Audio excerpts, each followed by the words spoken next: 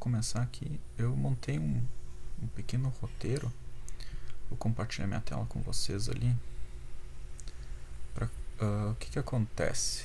Essa semana eu tava falando com todo mundo, um pouco com o Rafael, um pouco com o Alexandre, enfim. E a gente teve várias dúvidas sobre o andamento das coisas, sabe? Daí me avise só quando estiverem vendo minha tela. Tô vendo. Tá. Aham, tô vendo também. Então, o que eu percebi? Que a gente começou então. Já vou mostrar pra vocês aqui um pequeno roteiro, tá? A gente começou alguns dias atrás, né, fazendo uma introdução geral sobre como é que funciona, como é que ia funcionar esse treinamento e tudo mais. Montou uma API básica em Node, montou uma API básica em Kotlin, fez uma evolução da API de Kotlin, trazendo os conceitos um pouco mais avançados. Em paralelo foi feita a do Node também. Então, qual que é a ideia de hoje, tá? É dar uma revisão nessa API de Node que a gente fez essa evolução junto da API em Kotlin, tá? E dar um passo atrás. Então, tanto que a gente estava aqui com a scooterzinha, a gente estava começando a andar um pouquinho mais rápido, a gente vai dar um passo atrás, a gente vai voltar para a base, para a teoria um pouco, por causa que ficou faltando, vamos dizer assim, deu um leque ali de conhecimento, principalmente em alguns conceitos que acho que vão auxiliar bastante na sequência, sabe? O nosso planejamento era a gente começar agora, já nessa semana, a trabalhar com front-end, mas tendo em vista a evolução que a gente teve com o back-end ali, com o Node, com Kotlin e tudo mais, a gente disse, não, vamos dar um passo atrás, vamos pegar um pouco de mais tempo pra gente estressar um pouco mais o back-end, sabe? E antes da gente seguir para mais uma linguagem, para mais uma salada de frutas, talvez na cabeça de vocês, sabe? Então, um pouquinho esse cara aqui eu já explico para vocês melhor como é que ele é. Então, a ideia de hoje mesmo é a gente seguindo mais ou menos nesse roteiro aqui, sabe? Então, primeiramente, não sei se vocês têm alguma dúvida, alguma coisa relacionada à semana, né? Eu tava falando agora há pouco com o Rafael, então ele me questionou algumas dúvidas ali que ele tinha. Não sei, Nando, se tu tem alguma dúvida, alguma coisa do que foi passado essa semana. Eu tô de boa, cara, até porque eu tô configurando a minha máquina aqui ainda e eu não mexi diretamente.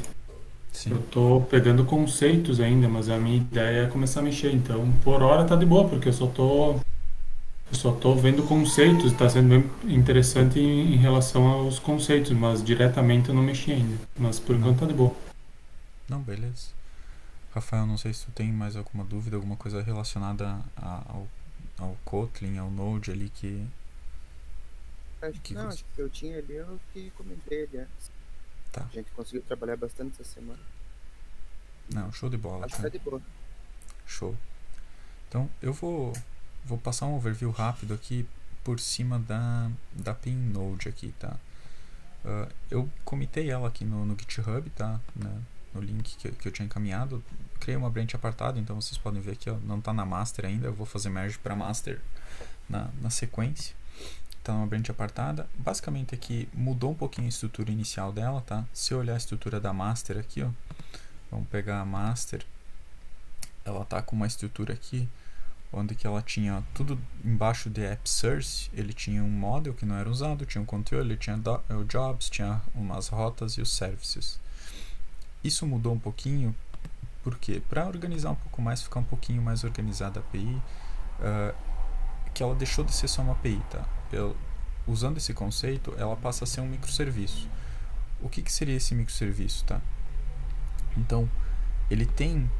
O microserviço é todo a minha aplicação, vamos dizer assim, e dentro do microserviço ele tem a API propriamente dita. Que o que é a API? É o meu model, é os meus controllers, é o meu service, são os meus wrappers que eu tenho aqui dentro. E fora da API, que fazem parte do meu microserviço, eu tenho meus jobs, eu tenho as minhas rotas, eu tenho meus middlewares e tenho meus validators. Eu vou explicar na sequência já o que é esse cara aqui, que apareceu de novo aqui no Node.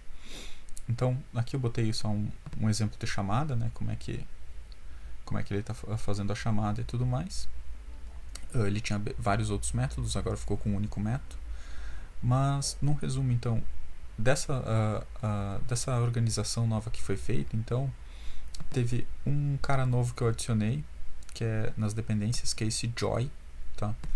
Esse Joy pro Node.js, ele vai fazer o mesmo papel que o Validator do Spring ele faz. Então, para quem trabalhou com Validator lá no Kotlin, no Spring, esse Joy ele tem esse mesmo papel, tá? De fazer essa validação das informações. Boa tarde, Maurício. Boa tarde. Cheguei um pouquinho atrasado. Não tem problema. Tá vendo minha tela ali, Maurício? Sim. Tá, beleza. Então, só retomando ali pro Maurício, na semana passada nós fizemos, o Gilberto me explicado da API em Kotlin ali, né? Como é que fazia a questão dos validators, os wrappers e tudo mais. Eu só tô dando uma explicada como é que foi feito na API em Node, tá? Essa mesma API que foi feita na semana passada, tá? Então, dando uma sequência aqui, aqui é como é que tá a nova organização, né? Dentro do nosso server.js, ele não mudou muito praticamente, tá? Ele continua a mesma estrutura que tinha antes. A única coisa que eu fiz foi trazer a porta para uma variável aqui, para uma constante, e no listen da porta aqui ele dá um console log dizendo que a aplicação está rodando. Só isso que foi feito no server, tá? O que mudou realmente foi a introdução desses caras aqui, os middlewares. O que é um middleware? Para isso eu vou entrar aqui nas nossas rotas para explicar um pouquinho o que ele está fazendo, tá? Então a nossa rota aqui antes ela era basicamente isso aqui, ó. Eu instanciava o router, né? Eu tinha a importação require do controller, que é esse cara aqui, e na hora de fazer a chamada da nossa rota, eu fazia a chamada da rota, passando a rota e passando o controller. Agora entrou esse carinha no meio do caminho. Então, o que é esse cara? Ele é um middleware. O que é a funcionalidade desse middleware? Ele vai executar esse rapaz aqui antes de fazer a chamada do nosso controller. Então, toda vez que cair nessa rota, ele não vai entrar no controller, a menos que antes desse middleware aqui ele passe e dê um sucesso aqui, que eu já mostro como é que funciona para ele ir para nosso controller efetivamente. Claro, para isso tem os imports aqui, já explico um pouco mais eles também. Então, falando um pouquinho sobre esses middlewares, tá? Então eu criei uma pasta middleware, dentro da pasta middleware tem uma pasta validators, por enquanto é só validators, tá? Outros exemplos de middleware, cara, autenticação, eu teria um middleware de autenticação, por exemplo, se eu quisesse validar se o usuário que te chamou aquela rota está autenticado ou não está, ele ia passar por dentro de um middleware que ia fazer essa validação e só deixaria seguir se o usuário tem permissão para seguir para aquela rota ou não, certo? Mas nesse exemplo aqui a gente só está usando um validator. Então, o que é esse validator? Eu criei um validator.js aqui, que é o nosso validador principal, onde que aqui ele está fazendo uso daquele conceito do API Response lá, que é o conceito de ter um response padrão. Basicamente, o que é esse validator? É uma function que ele recebe um esquema, tá? Já explico também o que é o esquema. Então aqui ele só dá um console log para quando vocês rodarem identificarem que ele está passando pelo middleware, tá? As opções desse middleware, essas opções são do Joy, são dessa dependência, então qualquer coisa dê uma olhada na documentação dele para ver as variações dessas opções. E aqui eu estou mandando dar um schema validate, e em caso de ser válido, eu dou esse next. Esse next no Node.js é o que vai fazer, ó, nessa rota aqui de cima, eu trouxe lá do arquivo de rotas, ó, é o que ele vai fazer sair desse step para esse step aqui, que é o próximo. Para isso, na instância da minha function, eu tenho que declarar ele aqui, ó, esse next. Normalmente eu declaro só rec res, nesse caso eu tenho que declarar meu next aqui, e nesse caso aqui o down next. Então, se der tudo certo no meu validator, eu dou um next, dizendo que ele pode seguir com a rota, consequentemente ele vai ir vai fazer a chamada do controller no nosso caso.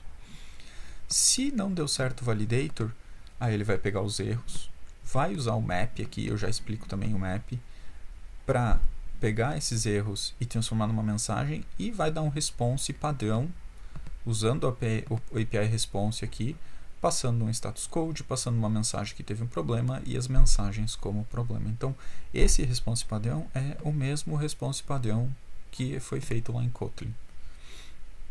As variações um pouquinho diferentes de como é que faz a chamada dele. Então, essa é a classe principal do nosso validator. Vamos agora para os esquemas e para o calculadora request validator. Então, o que são os esquemas? Os esquemas é só um arquivo auxiliar que eu criei, onde que eu declaro todos os esquemas de validação que eu tenho. No nosso caso, só tenho um, porque eu só tenho um endpoint. Mas, por exemplo, vamos pensar que eu tivesse 50 endpoints. Aqui dentro desse esquema, eu teria os 50 mapeados aqui. É só um arquivo auxiliar. Por quê? Porque quando eu for chamar esse validator aqui, lá dentro da nossa rota, deixa eu pegar aqui, aqui ó, dentro da rota aqui, eu estou passando aqui, ó, validator schemas, que é aquele schemas lá, e aqui eu estou dizendo qual que é o esquema que eu quero validar para ele. Para quê? Para que lá dentro do nosso validator eu saiba qual esquema eu for validar. Então, vou vir aqui, ó, só um segundo.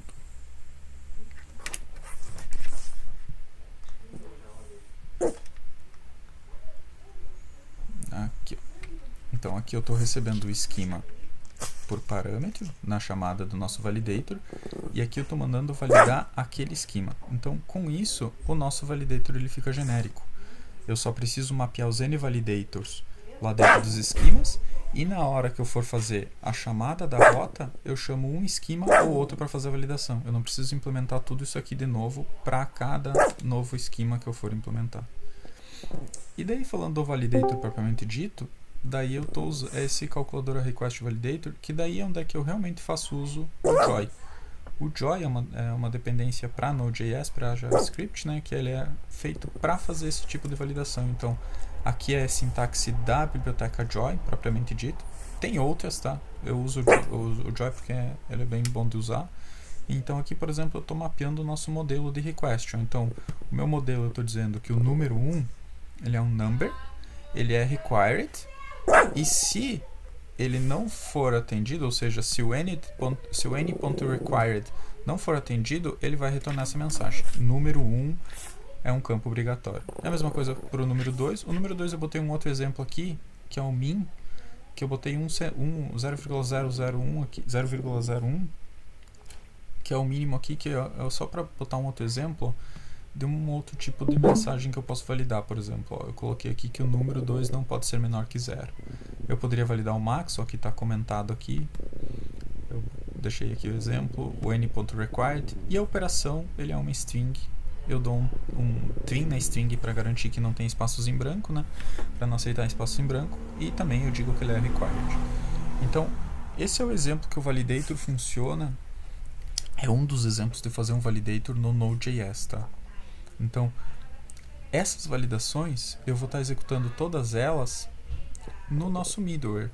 Então, quando eu chamar a nossa rota aqui, ele vai primeiro executar todas essas validações, um pouquinho diferente do Kotlin. O Kotlin ele faz isso dentro do controller, então eu vou estar chamando todas as validações aqui antes de chamar o controller, e somente se passar por todas as validações, aí sim eu vou para o controller, que daí é onde é que eu vou para o cálculo propriamente dito.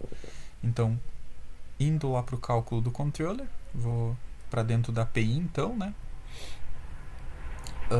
Só antes de ir para a API, aqui eu deixei um job só para exemplo, tá? Para que, caso alguém precise, ó, é um exemplo de job bem simples, tá? Ele só tem um constructor, um set interval de 30 segundos, onde que ele vai só chamar um cálculo de mod 2 e vai disparar um lock. Um ponto de atenção aqui é esse aqui, ó. Como esse job ele não está chamando por intermédio de rota, e os nossos middlewares nós colocamos eles nas rotas, esse cara não vai passar pelo validator. Então isso é um ponto de atenção que a gente tem que cuidar nas aplicações, principalmente quando a gente está trabalhando, por exemplo, aqui eu estou chamando um service. Normalmente a gente não prevê nos nossos services tratamento de dados. Então o que acontece? Não previno o service de tratamento de dados, se um job aqui chamar e passar um dado errado para o nosso service, que o service não espera, ele vai dar um erro, por causa que ele não passou pelo validator. Então isso é só um ponto de atenção. Então aqui dentro da API, então eu tenho as nossas três estruturas, o controller, model e services. Dentro do model foram criados os wrappers, e aqui eu criei um exemplo de um user, que seria um modelo de bancos, se estivesse utilizando o MongoDB.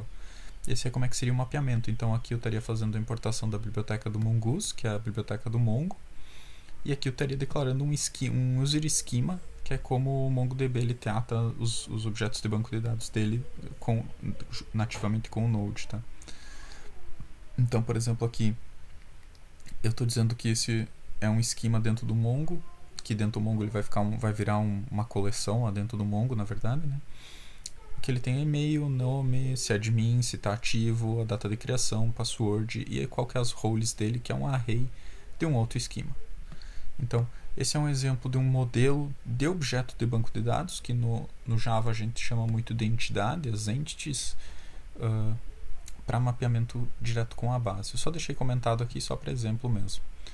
Nesse projeto a gente está trabalhando com os wrappers. Então, nos nossos wrappers aqui a gente tem a nossa calculadora request, que basicamente ele é um construtor que recebe o número 1, número 2 e a operação, e ele vai instanciar um objeto calculadora request, passando o número 1 que ele recebeu no construtor, o número 2 que ele recebeu no construtor, a operação que ele recebeu no construtor. Aqui ele está assim por causa que os três são obrigatórios, então eu não tenho como construir esse cara sem não passar esses três campos. Se caso um deles fosse opcional, eu tinha que mudar e criar um outro construtor aqui, daí, um pouquinho diferente.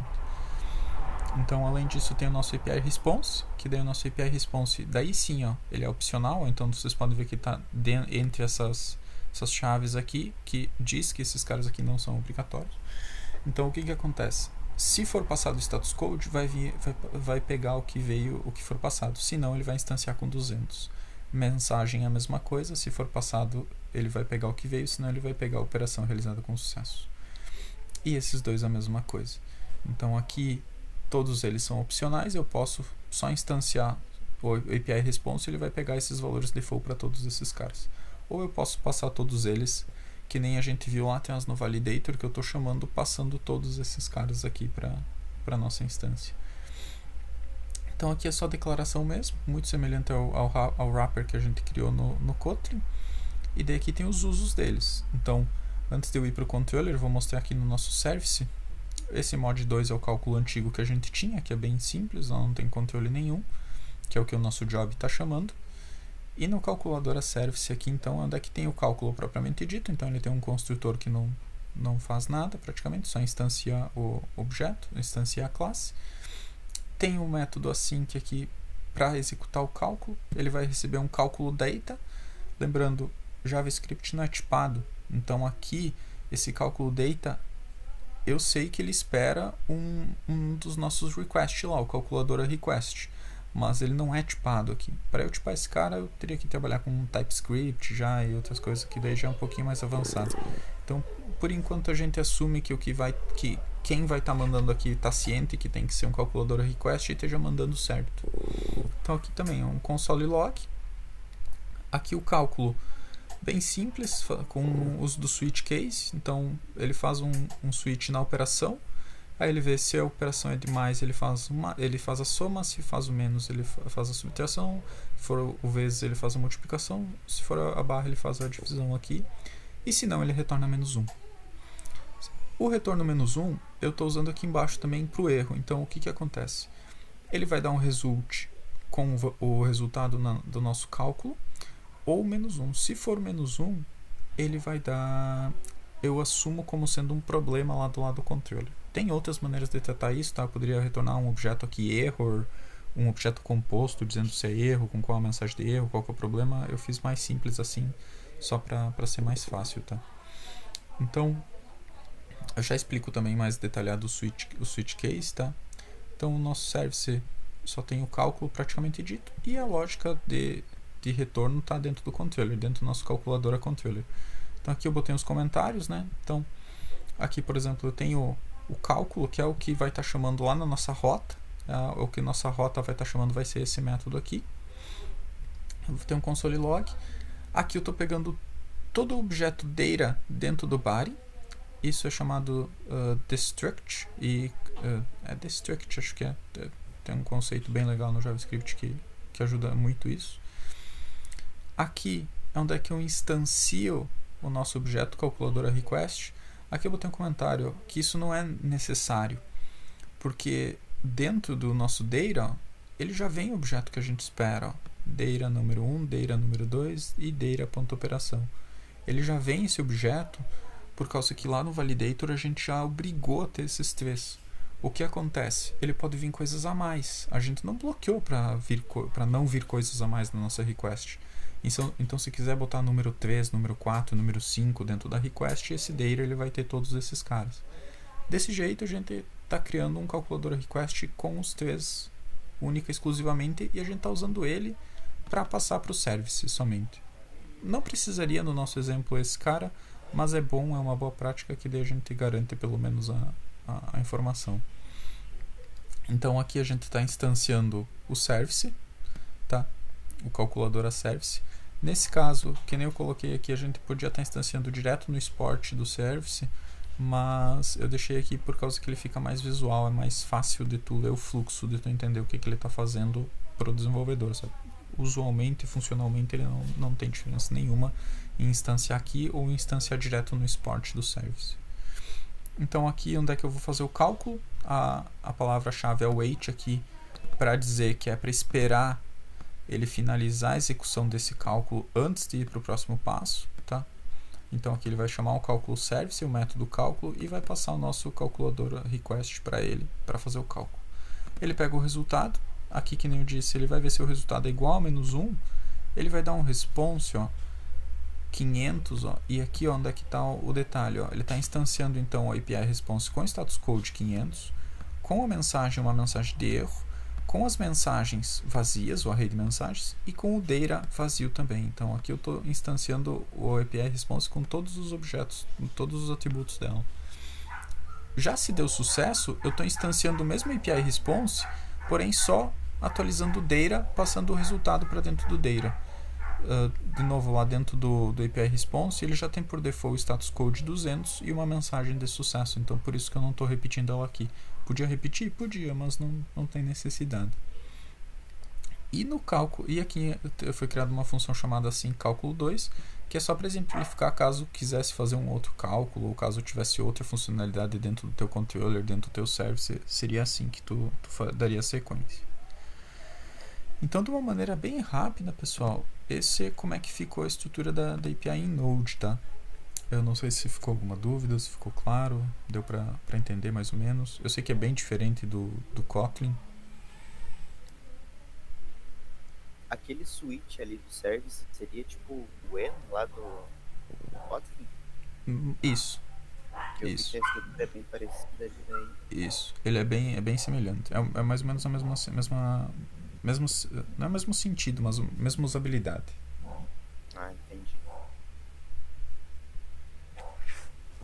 Eu vi que o validator ali também é diferente, né? Que ali no Kotlin, pelo menos até agora, a gente só tem um arquivo, né, do validator, que já Sim. faz tudo ali. E ali no Node precisa de mais alguns ali pra... Aqui, auxiliar. assim, tu poderia fazer tudo num? Poderia.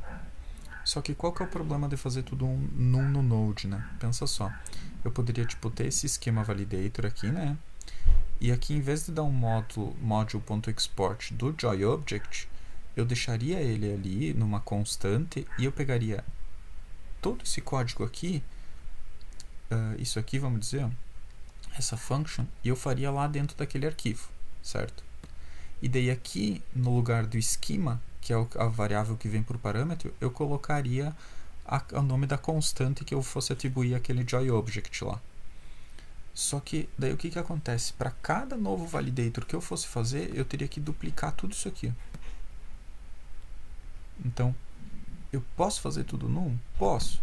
Mas esse aqui, ele está separado assim para eu não ter duplicação de código. Então, foi criado um método para fazer a validação propriamente dita, Então esse daqui foi criado uma única vez, e daí eu só passo os esquemas diferentes para ele, e daí ele só vai executar a validação conforme o esquema que eu passar, sabe? Entendi. Então por isso que ele está separado aqui. No Kotlin, ele já... Isso, vamos dizer assim, no Kotlin, esse papel aqui, desse método, aquela anotação que tu coloca lá, ele já faz isso. Então aquela instância daquela classe, aquela extensão daquela classe do validator que tu usa, ele já faz isso. Então por isso que no Kotlin ele está mais fácil, porque tu só precisa programar esse cara aqui propriamente dito, que é só o request validator. Tudo o resto já está programado. Tu só estende ele da outra classe. No Node não. No Node ele não está programado. Então por isso que eu estou programando de novo aqui, vamos dizer assim. Sim, tem que fazer manualmente, entre aspas. Entendi. Não sei se ficou claro. Sim, perfeito. Deu pra ter um entendimento ali. Neymar, Oi? então tu fez no... Desculpa interromper. Tu fez o validator com métodos ao invés de declarar cada validator? Não, na verdade é assim.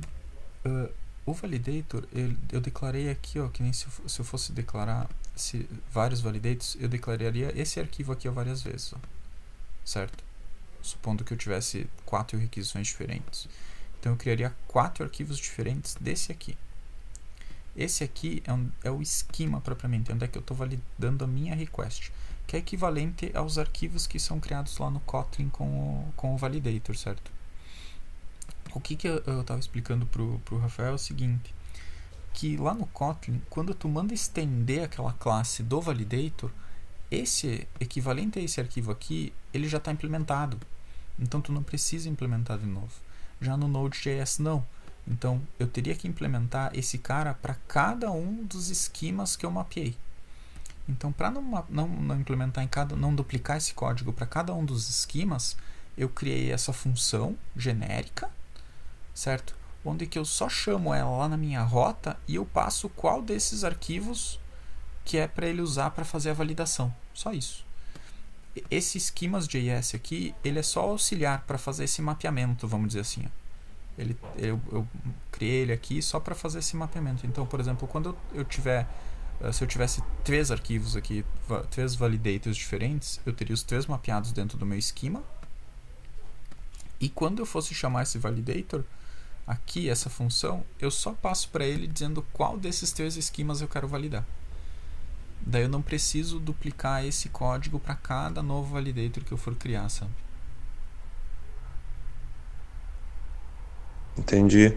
Porque ontem eu tava tentando, no final lá da tarde, tentando simplificar o código de validator nosso.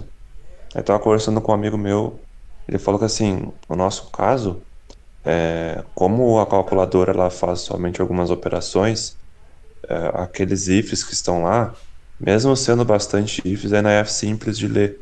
Mas caso fosse uma calculadora científica ou tivesse outros validators, para quem fosse pegar o código depois, ia ficar muito extenso, né? Então teria que ter a gente teria que fazer alguma forma de chamar uma função ao invés de fazer a validação manual de cada operação e tal, para que daí eu só chamasse esses métodos aí que nem tu fez pro Node. Sim. Daí, na verdade, seria um pouquinho diferente. Seria, por exemplo, em vez de tu, vamos supor assim, em vez de aqui no teu controller aqui, ó, a gente criou uma calculadora controller, certo? Então aqui eu criei um método chamado cálculo, onde que na request ele vai receber a operação, certo? Então, na verdade, quando eu fosse trabalhar com mais métodos, em vez de ter um controller chamado cálculo, eu teria um controller chamado soma, um controller chamado subtração, outro divisão, outro multiplicação, outro raiz quadrada. Eu teria vários controllers, e daí o que acontece? Eu faria um validator exclusivo para cada um deles. Isso em número de arquivos ia aumentar bastante o número de arquivos do projeto, porém ia diminuir bastante o número de linhas, porque eu deixo de fazer aqueles ifs, aquelas coisas, e eu passo a chamar os métodos específicos, sabe? Sim, Então, e aumentar bastante o número de rotas também. Então, desse jeito que a gente fez aqui, como é pouca coisa, né, a gente acabou resolvendo numa única rota. Para isso que ele comentou, eu teria que resolver em várias rotas. No nosso caso aqui, que é só as 4 operações básicas, né, eu teria que criar 4 rotas daí. 4 entendi. rotas, 4 métodos dentro do controller e 4 métodos dentro do service. Então, hoje a gente está resolvendo num só. A diferença disso é que, por exemplo, aqui, ó, dentro do meu service, eu estou fazendo um switch case aqui, né? Então, eu não precisaria desse switch case. Eu só faria isso aqui direto. Essa operação aqui direto. Por exemplo, Sim. na função de adição. Então, diminui o número de linhas dos meus códigos aqui, porém aumenta o número de métodos, vamos dizer assim. Sim, aí fica mais legível para quem pegar o projeto depois de ti. Fica mais legível. Então, para projetos complexos é bem recomendado fazer isso, sabe? O nosso que, como é Sim, bem simples, acaba que assim ele se torna mais prático, mais rápido. Agora, para projetos complexos é muito importante tu fragmentar mesmo, sabe? sim, é que eu pensei em fazer um try catch com os validators ali para tentar diminuir as linhas, mas aí eu para começar que eu não, eu não entendo direito o try catch. E Sim, aí e aí ele falou, cara, não acho que não é necessário para o que vocês estão fazendo, né? Acho que sim, assim tá bom e tal. Aí ele me deu esse exemplo, caso a gente fosse estar com uma coisa mais complexa e tal. sim. Não, exato. O try catch, cara, falando um pouquinho do try catch, aqui eu tô usando o exemplo do try catch, tá? O try Uhum, catch ele é assim, ó, tudo que tiver dentro do try catch aqui e por algum motivo der um erro, ele vai cair no catch, certo? Então, todo esse bloco de código que está aqui dentro do try catch, se ele der qualquer erro na execução, ou por falha de programação, ou porque os parâmetros passados são dados inválidos, não tratados, ou enfim por lógica errada, por N motivos, sabe? Qualquer problema, qualquer erro que der dentro do try catch, ele vai jogar o teu executor, vamos dizer assim, do programa, vai direcionar para dentro do catch. E para qual que é o objetivo disso? Para que tu trate exceções. Então vamos supor, deu algum erro aqui que tu não previu. Sei lá, eu previ aqui o mais ou menos, multiplicação, divisão, né? E o usuário mandou uma letra A aqui. E eu não passei pelo meu validator. E eu não previ esse default também. Eu já explico na sequência o que é esse default também, tá? Então, tá. e ele vai estourar um erro aqui. Pô, vai estourar um erro aqui, né? Vai tentar fazer uma operação que não existe, talvez, enfim, ele vai cair dentro do catch. Para quê? Para dentro do catch tu tratar e contornar esse erro. No nosso caso aqui, ó, eu estou suprimindo o erro. Eu estou dando um console log só do erro que aconteceu e estou dando um return -1. Um return -1 aqui, o processo está seguindo que nem se não tivesse acontecido erro. Aí lá dentro do controller eu estou tratando esse -1 e daí lá dentro do controller eu estou retornando como sendo um erro. Mas para o processo aqui, o processo vai seguir que nem se não tivesse dado erro, por causa que ele não vai crashar a aplicação dessa maneira, sabe? Sim. Então a Se principal não tivesse o return, ele ia parar a aplicação na hora? Não, se não tivesse o try catch ele ia parar. Ah, Se não tivesse o try catch, o que acontece? Se der um erro aqui, ele vai crashar a aplicação e vai parar a aplicação. Então, o try catch ele é para tu evitar esses erros, essas falhas, sabe? E tu tratar elas. Aqui dentro, por exemplo, vamos supor que aqui eu estou fazendo uma iteração com um arquivo, certo? Dentro do meu código try catch. E eu tô mexendo lá no texto de um arquivo. Pô, e depois de eu mexer em 50 linhas, ele deu erro. Se ele cair no catch, eu tenho possibilidades de dentro do catch desfazer o que eu tinha feito. Então vamos pensar assim, quando eu comecei o meu código aqui, eu criei um backup daquele arquivo. Aí eu comecei a operar naquele arquivo e alterei 50 linhas. Na linha 50 ele deu algum erro. Ele caiu no catch. Dentro do catch eu posso apagar aquele arquivo que eu criei, restaurar aquele backup e seguir o fluxo. Só retornar e dizer que eu não consegui processar aquele arquivo, sabe? Ou seja, eu garanto que eu desfiz o que eu estava tentando fazer e eu abortei no meio do caminho. Eu não crasho minha aplicação e eu ainda dou uma mensagem tratada para quem é o meu cliente, seja ele outro sistema, seja ele o usuário, sabe? Eu consigo fazer tudo isso pelo intermédio do try-catch, sabe? Sim. Então, é muito, muito importante o try-catch, cara. É muito usado. E aqui é a sintaxe do Node, tá? Para Java, ele é um pouco mais complicado. Para Kotlin, ele é um pouco mais complicado. Mas é muito importante, tá?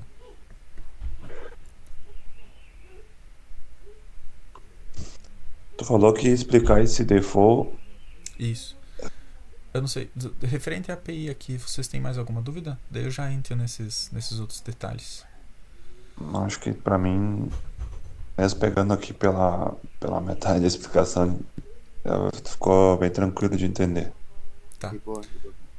Só lembrando, tá? Tá numa branch apartada aqui, então qualquer dúvida, depois eu faço merge para master, tá? Mas qualquer dúvida, vão me questionando depois ali. Tá. Então, dando sequência aqui, eu tava falando antes, o Alexandre pegou o pessoal, então eu montei um mini roteirinho aqui do que a ideia é fazer hoje, tá? E no começo eu falei um pouquinho das dúvidas, estava explicando um pouquinho como é que foi o funcionamento dessa API em Node ali, né? Um conceito importante, Alexandre, que é importante frisar aqui, tá? É que a gente transformou ela num microserviço, tá? Então, se tu olhar a estrutura de como é que ele estava antes na master,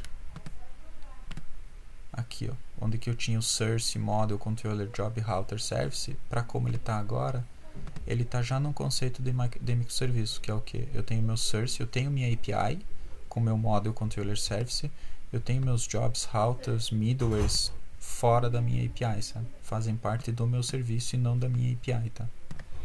Então, esse é um conceito já mais focado para microserviço, é só uma estruturação básica que eu montei aqui para vocês já irem se acostumando, sabe? Tranquilo. Antes de eu falar um pouquinho de mais programação, o que eu tava... Até comentei com o Alexandre um pouco, comentei um pouco com o Rafael também, que talvez foi falha nossa a gente ter forçado um pouquinho o Kotlin sem ter dado um briefing sobre orientação a objetos. Então, eu vou dar um passo atrás agora, né? Voltar um pouquinho e vou falar um pouquinho sobre orientação a objetos. Mas antes disso, eu estou usando essa ferramenta aqui para montar esse schedule, montar esse cronograma. E eu acho que é importante também para todo mundo que trabalha com a área de TI ser organizado também.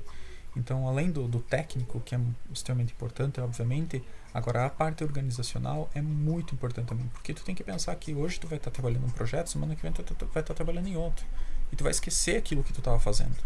Então, para tu voltar atrás naquilo que tu estava fazendo, se tu não tiver uma boa documentação, tu vai perder algum tempo para tu relembrar o que tu estava fazendo, e muitas vezes tu não vai relembrar 100%.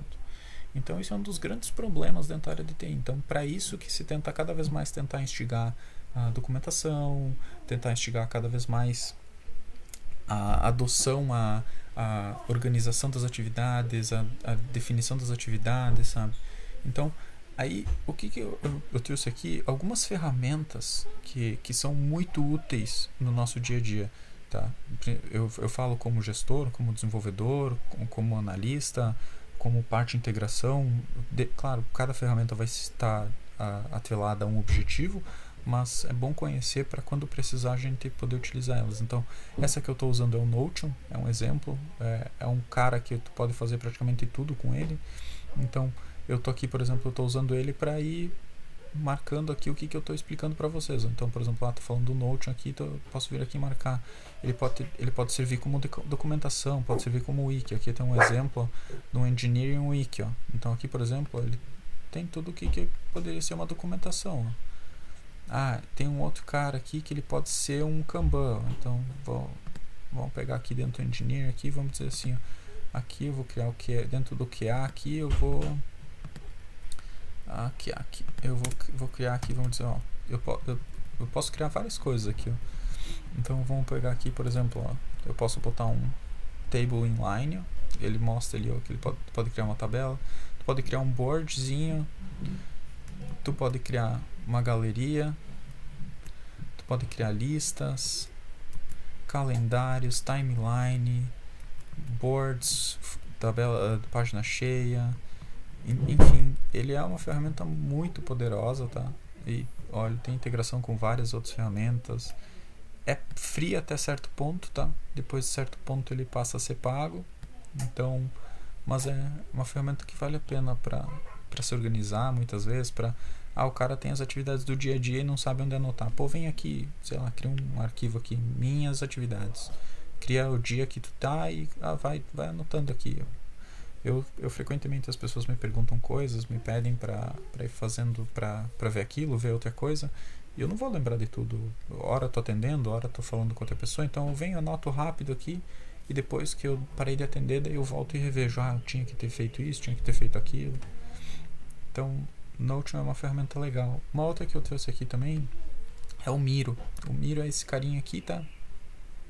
Ele é um board para, vamos dizer assim, ele é um board para você fazer exercícios de design thinking online, tipo um quadro branco, sabe, onde que tu vai desenhando, vai botando panfletos, vai botando um monte de coisa. Então aqui, por exemplo, eu tenho um exemplo que Mapas mentais aí, fluxogramas, coisas. Tudo, tu pode fazer praticamente tudo com ele, cara. Ó, esse cara aqui é um exemplo e é online, é completamente interativo. Então aqui, ó, tu pode, tem vários, aqui tem um outro exemplo, ó. Tu pode fazer tudo num quadro só. Tu vai escrevendo, vai rabiscando, vai fazendo atividades, tu pode ir passando com o outro, sabe? Então ele é uma ferramenta bem interessante para fazer essa, vamos dizer, esse conceito de design thinking, de iteração, de desenho, de planejamento de uma ideia. Vamos estressar uma ideia para ver como é que ela funciona, quais são os benefícios, malefícios e tudo mais. Então o Miro ele é muito massa para isso, tá? Um outro que eu trago aqui também é um Inscal, que eu até acho que eu tenho ele aberto aqui, tá aqui, ó. Também ele serve muito para fazer flowcharts, mind map, essas coisas. É uma alternativa. A maioria desses são pagos, mas até um certo ponto eles são free, ó. Então tem vários que dá para utilizar. Então, e o Inscal também é legal, que tu pode fazer apresentações ao vivo com ele. Então, por exemplo, aqui eu montei um exemplo de uma arquitetura, né, bem simples, vai para um lado, vai para o outro, e em paralelo eu ia montando, eu ia fazendo, né. Ele gravou tudo isso e ele montou uma apresentação para mim de como eu montei esse mapa todo, sabe. Então toda a minha apresentação que eu fiz, ele montou tipo um slideshare mostrando como é que foi a evolução até chegar nessa imagem final aqui, sabe. Então por isso que ele é legal também. O outro, não podia deixar de falar, o Redmine, tá? Redmine é a ferramenta que a gente usa na São João para gerenciamento de tarefas, de atividades. Ele é open source, é free. Ele é bem essa carinha aqui, tá? Mas aqui basicamente não é uma carinha muito bonita, mas ele funciona. Então tu pode programar ele, criar atividades, Gantt charts, um monte de coisa, ó, tipo, que tem as tarefas.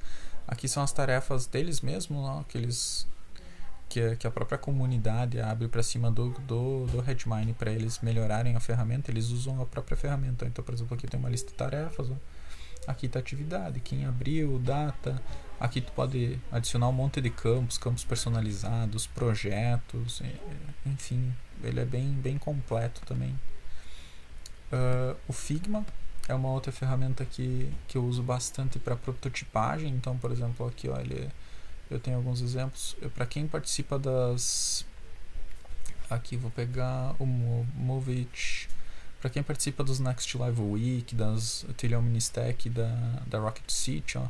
Por exemplo, aqui, ó, eles usam bastante o Figma. Eu aprendi com eles sobre essa ferramenta. Então aqui, por exemplo, ó, tu desenha as telas, prototipagem, ó, cores, tudo mais. E uma vez que tu desenhou, tu pode botar iterações também. Pode vir aqui dar play no teu projeto, então, e tu consegue ver como é que fica antes de tu começar a programar, vamos dizer assim. Então aqui, por exemplo, ó, tá, como é que tá a página rap aqui, ó.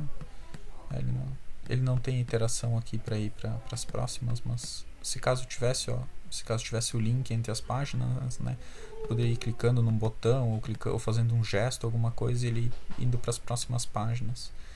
Então Figma é legal.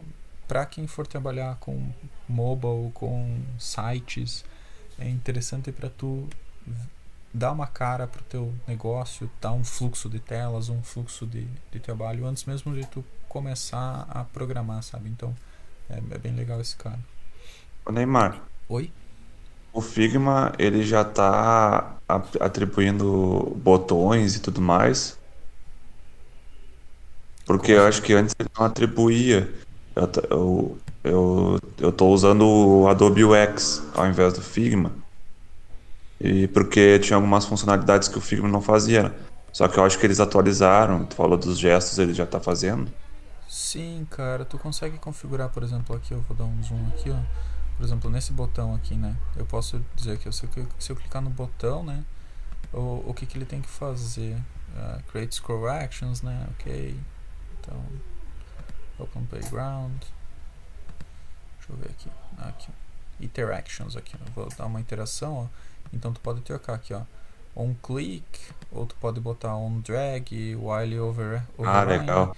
Então tu pode botar aqui as ações e o que é para fazer, ó. Então, Sim, quando eu clicar nesse botão, eu quero navegar para outra página, eu quero abrir um overlay, enfim, scroll, sweep.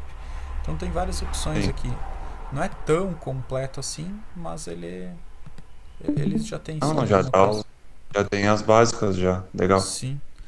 E eu gosto bastante dele por causa que tu consegue fazer para mobile, para web, tudo na mesma ferramenta, sabe? Então, Sim. para prototipagem é uma das que eu gosto bastante. Essa que você falou eu não conheço mesmo, não sei dizer em comparação uma com a outra quais são os benefícios de Ela uma e de é outra. do conjunto do Adobe, né? Sim, E ela é bem completinho também, é bem parecido, é bem semelhante ao dashboard ali, tudo direitinho. entendi. Show de bola. E daí por último, o que eu quero trazer aqui, tem muita mais ferramenta, tá? E de novo, ferramenta vai do gosto de cada um, tá? Tu vai se adequar com uma, não vai se adequar com a outra, vai do gosto de cada pessoa. Mas uma que eu uso bastante e vocês vão usar bastante é o Trello, tá? Então o Trello é free, pessoal. Usem, abusem, vai ter muita coisa. Então, por exemplo, aqui vou criar um quadro aqui, ó. Criar um novo quadro, sei lá. Pode ser esse aqui. Ok. Começar com o modelo.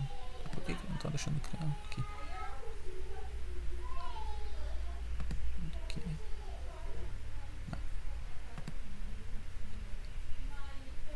Quadros, criar novo quadro.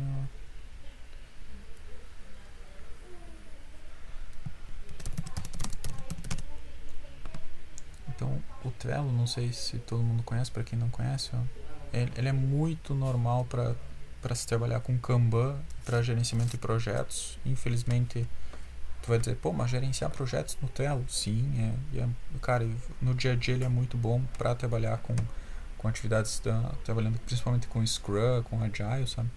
Então, com fluxo Kanban, para direcionar as dailies, tem vários objetivos. Normalmente, o que tu mais vai enxergar vai ser, por exemplo, um quadro aqui chamado Backlog, um que é o Sprint Backlog, outro que é o To-Do, vamos dizer assim, o Doing, o Done, o To Test, pode ter, e assim vai indo, sabe? Então, dentro de cada um desses quadros, tu vai adicionando cartões. Então, por exemplo, aqui o teste 2, e tu vai atribuindo para a pessoa, sabe? Tu vai dizendo quem são os membros desses quadros e tu vai colocando comentários. Então, e tu pode ir arrastando eles de um lado para o outro. Então, isso para gerenciamento do dia a dia de times é muito bom, é muito prático, tá? Então, é uma ferramenta também que eu uso bastante e acho válido. E uso no meu dia a dia também, pessoal, não só para trabalho, tá? Então, pô, eu tenho um quadro ali que é as coisas que eu tenho que organizar meu dia, por exemplo. Muitas vezes eu tenho que preparar as aulas aqui para vocês, eu tenho que resolver umas coisas do trabalho, eu tenho que ver umas coisas pessoais, e às vezes a cabeça não para de pensar, eu vou lá no Trello, monto um quadro com o planejamento do meu dia, ou dentro do Notion, dependendo do local que eu tiver, e daí eu uso eles para gerenciar até meu dia a dia, sabe? Então, aqui mais um overview de algumas ferramentas que eu acho que sejam interessantes. É legal a gente vamos dizer assim, não que precise usar todas, não precisa conhecer todas, mas é legal saber que exista, que hora ou outra tu vai precisar de alguma nesse sentido, sabe? Não sei se relacionado às ferramentas ficou alguma dúvida, alguma coisa. Pra mim tá tranquilo. Eu conhecia o Redmine ali por causa do Fernando nos apresentou, né? A estilo de AP. O Figma, Trello eu já usava. E o InScale também eu acabei conhecendo pelos projetos da Rocket City lá, que eles usam bastante para apresentar algumas coisas. Bem bacana. Eu conheci por eles lá. O InScale lá é muito bom, cara. Bom, dando sequência então, que nem eu comentei, pessoal, talvez um dos problemas que a gente teve ali com o Kotlin foi que a gente começou a falar um pouco de Kotlin sem falar um pouco de orientação a objetos. Eu achei um link aqui no DevMedia que ele fala um pouquinho mais sobre orientação a objetos, tá? Então, tem bastante texto. Aqui ele explica de uma maneira bem interessante os principais conceitos, certo? Então, por exemplo, o que é uma classe, o que é um objeto, certo? Então, aqui eles explicam o que são os atributos, os tipos, estado, os tipos primitivos aqui dos objetos, ó. Então, eles trouxeram de uma maneira bem simples, eu achei, uma explicação bem completa sobre o que é a orientação a objetos, tá? Então, estou trazendo ele aqui para vocês por causa que acho que é uma dificuldade de todo mundo ali que começou a trabalhar com Kotlin, sofreu bastante com a questão da tipagem. O Node.js ele é mais simples por causa que ele é em cima do JavaScript, né? JavaScript não é uma linguagem tipada. Então, o que acontece? Tu não vai precisar se preocupar tanto com o tipo da variável que tu está declarando, com a referência dela, se está respeitando aquele tipo ou não, sabe? Então, vou só pular para baixo aqui, ó. Que daí eles explicam aqui o que são as classes, os métodos, referências, variáveis. Eles explicam os tipos, o que é público, protegido, default, private. Então, aqui eles têm as packages, os projetos. Daí já criando um projeto Java em cima da orientação a objetos, certo? Então, esse é um link, depois eu passo para vocês todo esse material aqui, eu passo para vocês na sequência, essa página, isso é uma das vantagens do Notion também, eu posso exportar ela e depois eu compartilho, ou posso compartilhar o link por aqui também, todo mundo tem acesso. Daí, se puderem dar uma lida nesse link aqui, mas uma coisa que eu queria mostrar para vocês aqui na orientação a objetos, principalmente esse conceito de classe, herança, que a gente viu nos validators, que eu estava explicando um pouquinho ali na questão do middleware do Node.js ali, que é o seguinte, basicamente, vamos pegar um install aqui, vamos criar um novo aqui, pode ser um flowchart, pode. Então, vou pegar um carinha aqui, por exemplo. Então, o que é a minha classe? Eu vou criar um exemplo aqui bem idiota, tá? Então, vou pegar aqui, vou criar uma classe usuário, certo? Vamos supor. E essa classe, ela vai ter alguns atributos para ela. Vamos botar aqui debaixo alguns atributos. Aqui. Então, calma aí. Esse aqui eu quero... Esse aqui. Esse aqui. Small.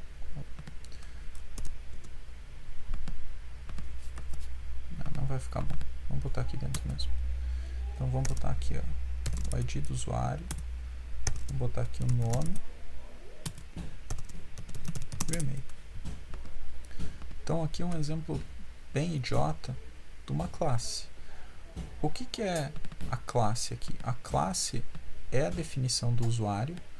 Essa definição usuário é uma definição pro sistema. Então, para aquele sistema que vai estar utilizando essa classe, ele vai entender um usuário como sendo essa definição aqui. Que o que é essa definição? Ele contém os atributos, que são as características daquele usuário. Então, por exemplo, a característica dele o ID dele, ele é um inteiro aqui e vamos supor que ele seja 1 aqui, mas não vou botar valor ainda para não confundir, tá? O nome ele vai ser uma string, o e-mail vai ser uma string. Além das características do usuário, esse usuário ele tem ações, ele tem iterações. Então, por exemplo, vamos dizer aqui que eu vou dizer que esse usuário aqui, vou botar um outro exemplo, um outro cara mais aqui para ficar mais fácil. Data nascimento vai ser uma string também.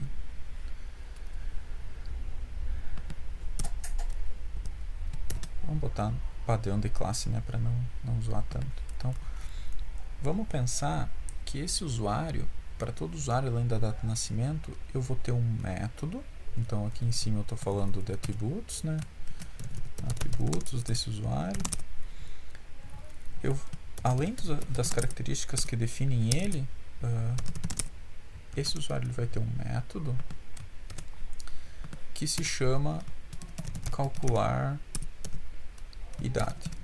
Vamos pensar assim, certo? Então, esse método calcular idade, ele vai retornar um inteiro aqui também, que é a idade da pessoa, né?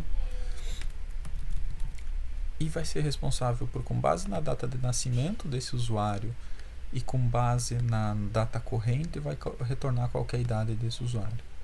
Porém, eu não quero que todo mundo enxergue essas informações do usuário, essas características do usuário. Essa é uma das características da orientação a objetos, tá? Então, como é que eu vou fazer para as pessoas não enxergarem, tá? Por padrão,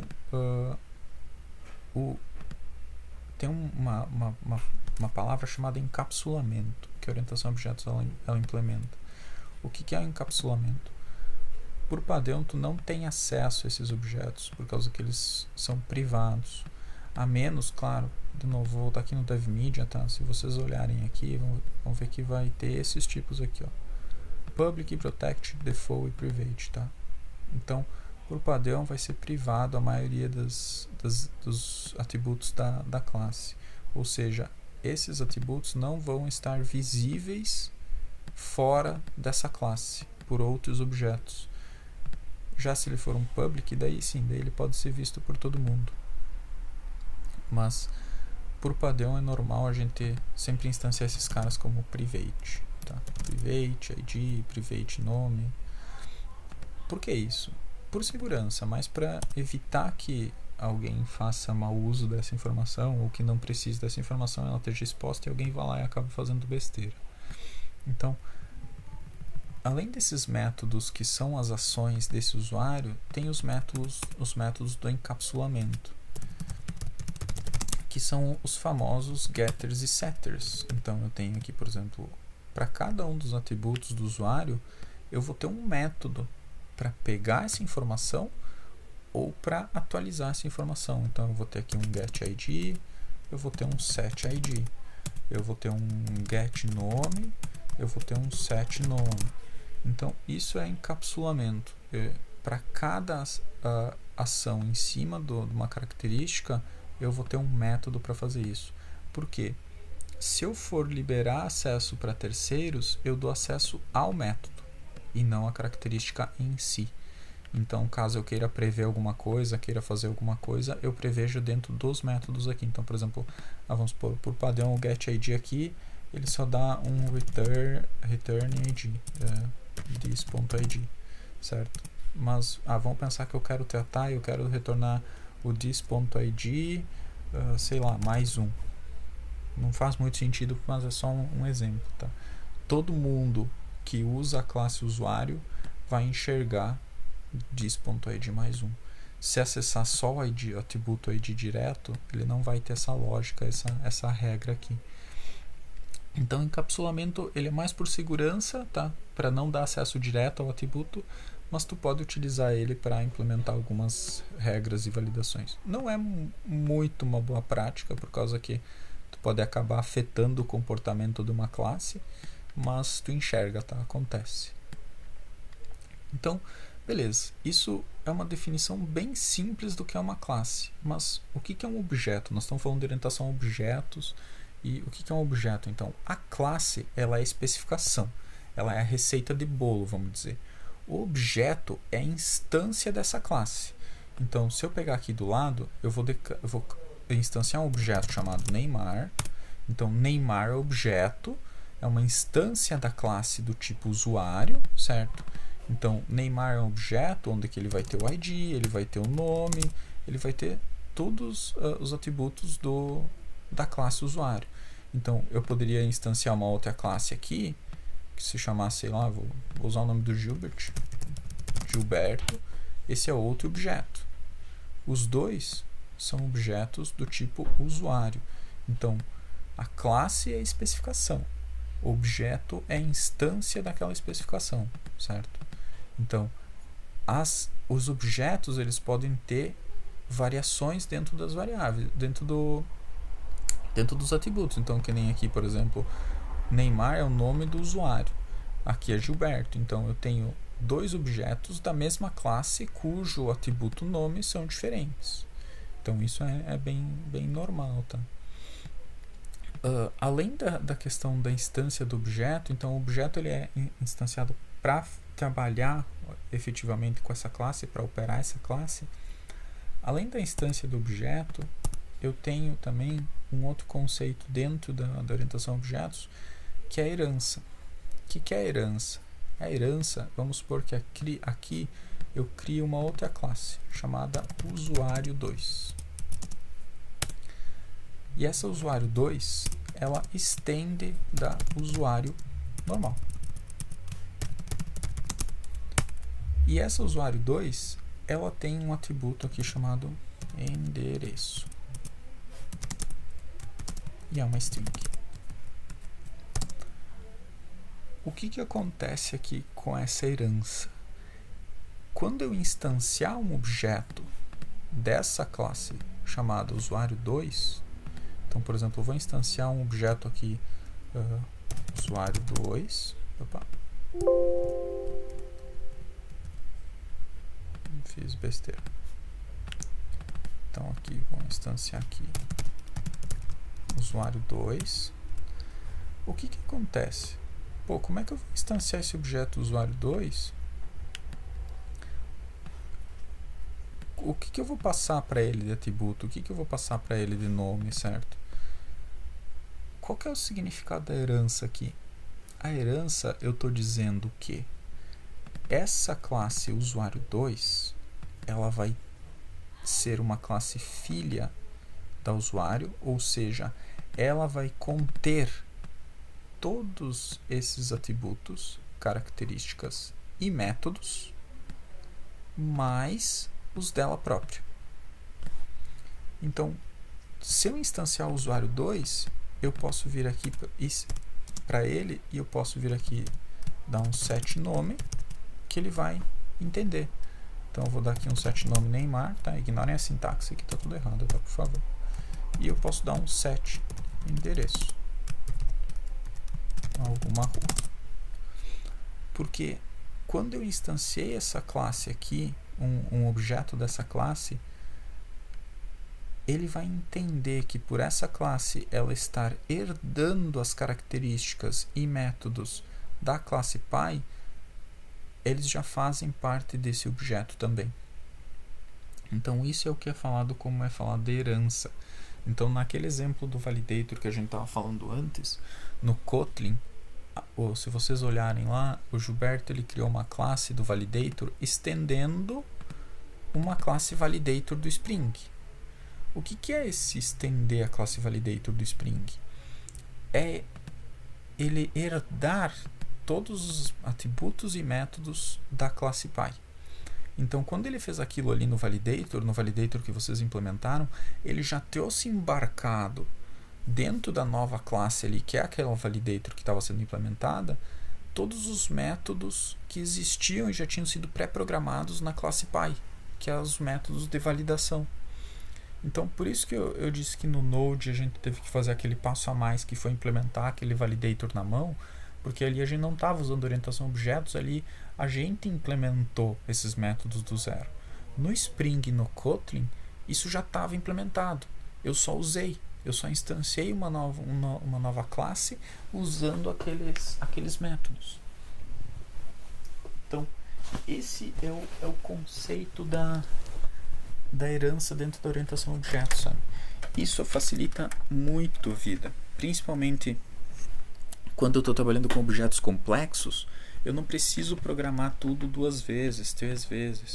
Vamos supor que eu implemente aqui uma classe chamada pessoa e essa pessoa tenha 50 atributos. E além de pessoa, eu quero usar lá, sei lá, pessoa cliente, fornecedor, laboratório, eu tenho lá meu usuário do site, usuário do app, todos eles são pessoas. Porém, cada um deles tem uma particularidade. Então, vamos mudar aqui, vamos fazer um clone desse cara só para não perder. Vamos pensar que eu botaria aqui uma pessoa. Eu vou colocar aqui um ID, eu tenho um nome, um e-mail, data de nascimento. Beleza, pode ser igual a um usuário. Daí aqui eu vou colocar fornecedor.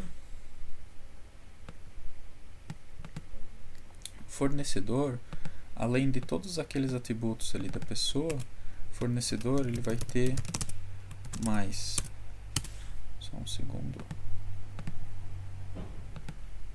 Ele vai ter aqui CNPJ e ele vai ter uma razão social, vamos dizer. Além do fornecedor,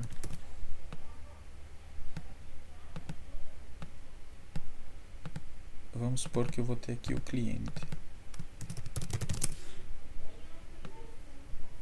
O cliente, eu vou pegar o CPF dele. Além do CPF, sei lá, vai ter qual que é o clube da empresa que ele pertence.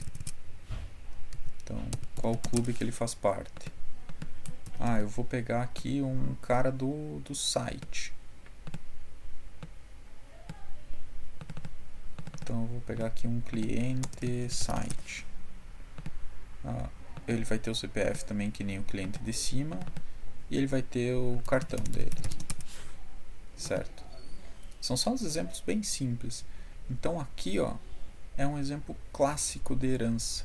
Então eu tenho minha entidade, minha classe pessoa, com todos os atributos básicos, que são atributos, métodos, que são genéricos para todo mundo.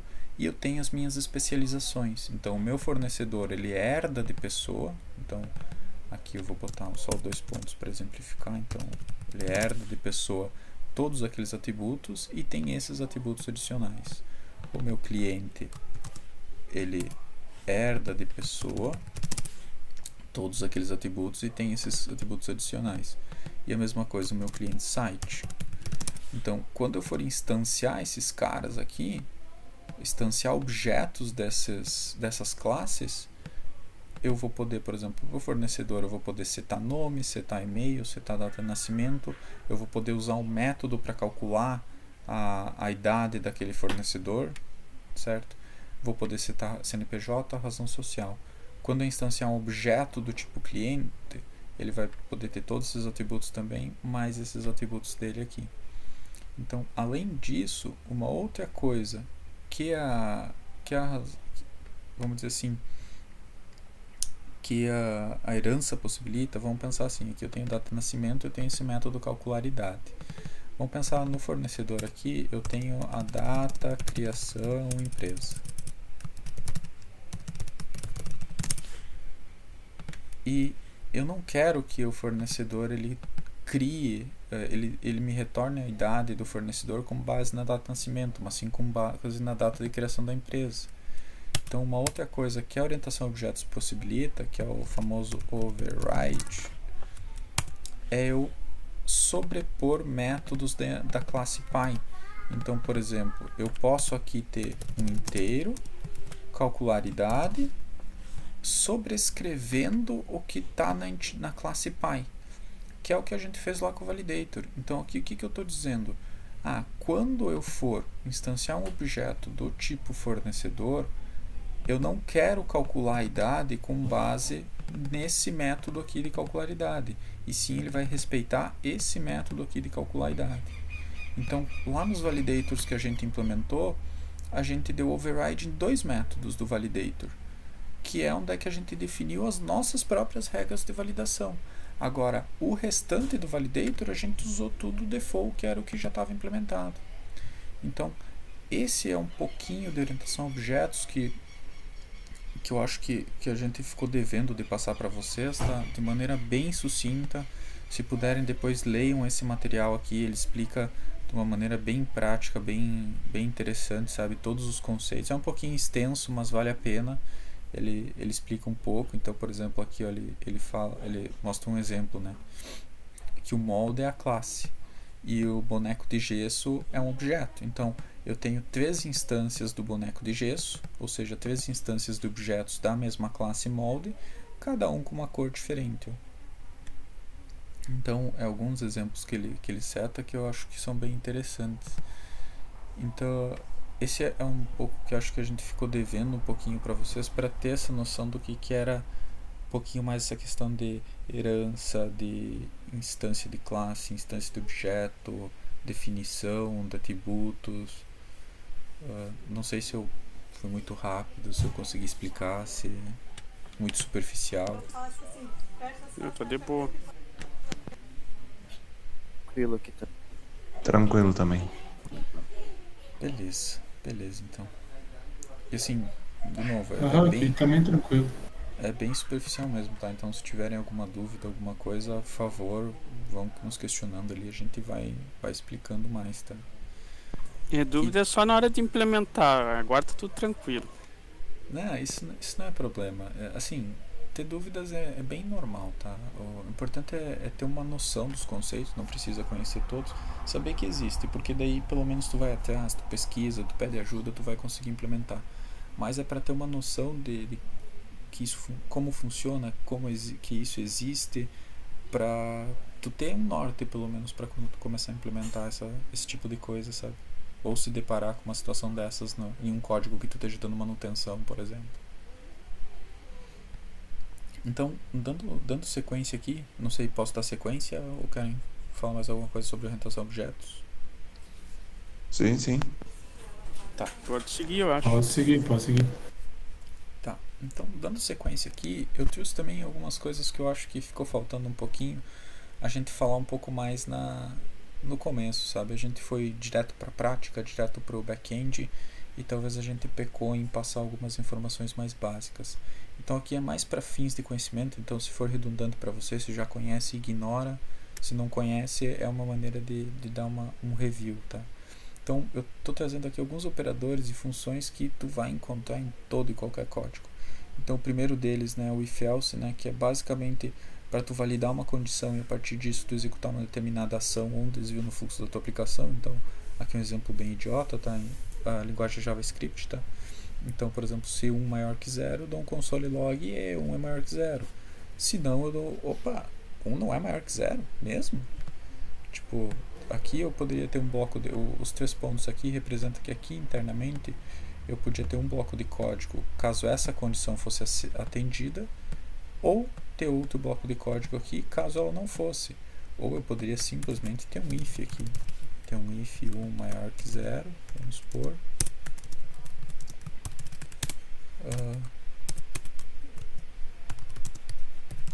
faça algo, sem necessariamente ter um else, vamos dizer. Então aqui é só o básico do básico mesmo, é um operador de condição mesmo, para a gente testar uma condição da nossa aplicação, seja uma variável, seja uma constante, seja, sei lá, um fator externo, um terceiro, sabe, um status de um serviço, para eu fazer uma tomada de decisão. Ou eu sigo o fluxo, eu aborto o fluxo, eu faço alguma coisa, eu faço outra coisa. Então, de maneira bem simples, esse é o funcionamento do if, tá? Daí, voltando agora no switch case, né, que eu tinha ficado de falar para vocês o que é o default lá atrás. O switch case, ele é o cara que ele vai validar vários valores dentro de uma única variável. Então aqui, por exemplo, eu instanciei a variável i e atribuí o sinal de mais para ela como sendo uma string. Eu faço um switch no i e daí eu dou um case. Cada case é uma possibilidade, vamos dizer, tratada dessa variável. Então eu botei aqui, ó, case mais, console log operador é mais, case menos ou é menos, e o default ele sempre vai cair aqui se não cair numas acima, que daí vem uma regra do switch muito importante, que é essa palavrinha reservada break. O que é o break? Se eu não botar o break, o switch ele vai entrar em cada um desses cases. Então, é case mais, ele vai passar aqui. É case menos, ele vai passar por ele, porém não vai entrar. E ele vai passar no default, ou seja, ele vai seguir exatamente a ordem. Vamos supor que eu tivesse aqui mais 50 cases aqui, ele iria passar por todos eles. Não necessariamente ele ia entrar por todos eles, porém ele iria passar por todos eles, incluindo o default. E o default é quando ele não passou por nenhum desses outros itens acima, ele acaba caindo nesse comportamento padrão. Então, vamos supor aqui, se o nosso i não tivesse nem o sinal de mais, nem o sinal de menos, qualquer outra coisa que viesse aqui, ele iria cair nesse default. Iria printar esse log. Daí, qual que é a funcionalidade do break? O break é bem que nem ele, a tradução literal dele é parar, stop, é quase um stop, é frear. Ele vai entrar nesse case, ele vai fazer essa operação e ele vai dar um break. Ele vai sair do meu switch. Ele vai dizer, opa, já achei o que eu queria, já estou fora daqui, então não preciso mais percorrer todos esses outros caras e muito menos chegar até o default. Tem situações que eu vou precisar ir para o default? Talvez, não sei, daí eu tiro o break aqui. Não faz muito sentido, normalmente quando tu usa switch case, tu usa para achar uma condição, resolveu ela, tu sai do teu switch. Tu não vai ficar entrando em 2, 3 condições dentro do teu mesmo switch. Sabe? Então esse é o objetivo do default. Tá? O default é quando não atendeu nenhuma dessas outras condições acima, ele vai disparar esse código aqui. Aqui eu estou com um código simples, tá? Pode ser um código composto, eu estou só com um console log, pode ser uma função, pode ser um método, pode ser várias operações, certo? Então aqui eu só estou com um console log bem simples, tá? Não sei se eu consegui explicar o funcionamento do default. Sim. Tudo certo aqui. Tá, show. Então, aqui eu estou trazendo para JavaScript, tá? Mas para outras linguagens, às vezes tem umas variações de sintaxe, mas o conceito é o mesmo, tá? O que muda talvez a sintaxe de um para outro. No JavaScript, eu esqueci de comentar, o if tu vai encontrar muito assim, ó. If 1 maior que 0, eu esqueci de comentar, vai estar assim, ó, console.log. E daí tu vai me dizer, pô, mas cadê as chaves aqui? Não vai funcionar esse troço? Funciona. Só que qual que é o risco desse cara?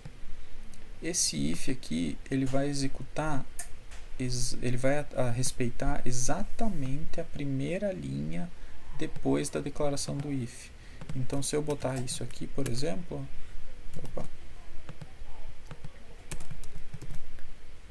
ele vai printar e nesse exemplo aqui, ele sempre vai passar pelas duas linhas aqui. Por quê? Porque, vamos supor, se eu quisesse que o meu bloco do if, ele só printasse essa linha de baixo, vamos supor, eu vou botar vou botar aqui um if, sei lá, se 10 menor que uma variável. Minha variável aqui. E eu quisesse que o meu if, sempre que o 10 for menor que minha variável, ele printe um log e printe esses dois logs, eu teria que botar entre chaves. Senão, caso contrário, se minha variável ela for maior do que 10, se ele não entrar na condição if, ele sempre vai printar esse segundo log, porque como eu não botei as chaves, ele só vai respeitar a primeira linha após o if como sendo parte da condição. Isso tu enxerga, tá? Tu vê bastante disso, mas eu não considero uma boa prática, por causa que tu pode, às vezes a tua indentação tá errada, ou às vezes tu coloca isso aqui. O correto é indentação, tá? É essa tabulação que tem entre os comandos alinhados, tá? Para dar essa diferenciação de desvio de fluxo. Então, pode ver que aqui eu estou fazendo um if, eu dou um tab para cá, eu tenho outra função aqui, quer dizer que é parte desse if. Se eu botar aqui, funciona do mesmo jeito, mas parece que é uma linha sequencial, sendo que na verdade não é. Por isso que existe a indentação, é para facilitar o desenvolvedor.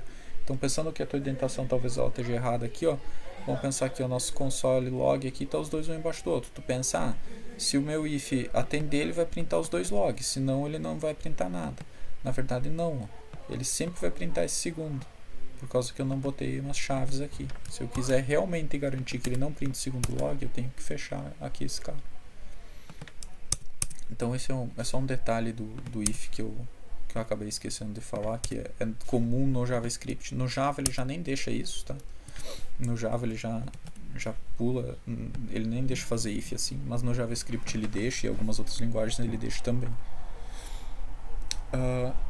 Então, dando sequência aqui, algumas coisas que eu acho importante, tá? A questão de laços, tá? Eu trouxe alguns aqui, tem muitos, eu não trouxe só alguns exemplos na prática, tá? Então, laço de repetição, por exemplo, tem o for, que é o mais conhecido, que é um tipo de laço para efetuar execuções repetidas de um código ou para iterar por um array de objetos. Então, aqui um exemplo, por exemplo, eu vou repetir a execução de um código, né? Eu declarei uma variável passo, var passo. Aí também tem várias maneiras de fazer isso. Cada linguagem tem seu sintaxe, tá? Então, o mais comum é esse aqui, tá? Então, eu vou, por exemplo, declarar a variável passo, atribuir o valor de igual a 0 para ela. Pô, atribuir ali, podia ter atribuído aqui. Podia, sabe? Mas daí eu não poderia usar essa variável aqui dentro. A ideia aqui é qual que é o início do meu passo, qual que é o fim dele, a condição de fim. Então aqui é a condição de início, aqui é a condição de fim, e como é que eu vou iterar entre ele, de 1 em 1, de 2 em 2, de 3 em 3. Então aqui, por exemplo, eu estou dizendo que do meu passo 0 até meu passo menor que 5, ou seja, até meu passo 4, eu quero incrementar de 1 em 1. Então, na primeira iteração, minha variável passo vai estar valendo 0. Na segunda iteração, minha variável passo vai estar valendo 1. Então, eu vou estar incrementando de 1 em 1, executando o código que está dentro. Então, eu vou estar fazendo um print aqui, estou no passo, e daí aqui, opa, passo mais 1. Por que passo mais 1? Porque aqui eu comecei igual a 0. Então, normalmente, passo 0 não existe. Normalmente, começa passo 1. Então, para ficar visível, ele vai estar printando assim, passo 1, passo 2 até 5. Porém, se tu for olhar na questão da variável, ela vai estar aqui como sendo passo 4 é o último do meu laço. Por quê? Por causa, de novo, eu comecei no índice 0 aqui da minha variável. Eu poderia começar de 1 e até passo ser menor ou igual a 5. Certo? Então aqui também eu iria até que fosse igual a 5. Eu vi que alguém caiu ali. O Rafael saiu. Não, beleza. Então, aqui são alguns dos exemplos, tá? É normal tu começar do índice 0 até menor do índice que tu quer, tá? Então, isso é para executar repetições de código. Um outro exemplo é para iterar entre arrays. Ó. Então, aqui, por exemplo, eu instanciei um array com 3 nomes, né? Neymar, Gilberto, Felipe. Aí eu crio uma variável, aqui é outra maneira de fazer. Ó. Então, aqui eu criei a variável fora do for. Aqui eu já criei a variável dentro do for. Ó, eu já declarei ela na linha do for aqui. Os dois têm exatamente a mesma funcionalidade. Só muda a declaração mesmo. Isso o JavaScript permite, tá? Ele é bem flexível para esse tipo de coisa. O Java acho que não permite isso, entre outras linguagens também não vão permitir isso. Então, por isso, tem que cuidar muito da sintaxe de uma linguagem para outra. Então aqui, por exemplo, eu estou fazendo uma iteração de uma variável que eu chamei de i, onde ela for igual a 0, até que i seja menor que o tamanho do meu array. Então o tamanho do meu array aqui ele é 3, então ele vai fazer de 0 até menor que 3. E eu quero fazer i++ aqui, ou seja, eu vou incrementando de 1 em 1 a cada iteração do meu array. Então, e aqui é um exemplo de como é que eu pego essa informação do array dentro do array. Então, aqui eu vou pegar meu array no índice da variável.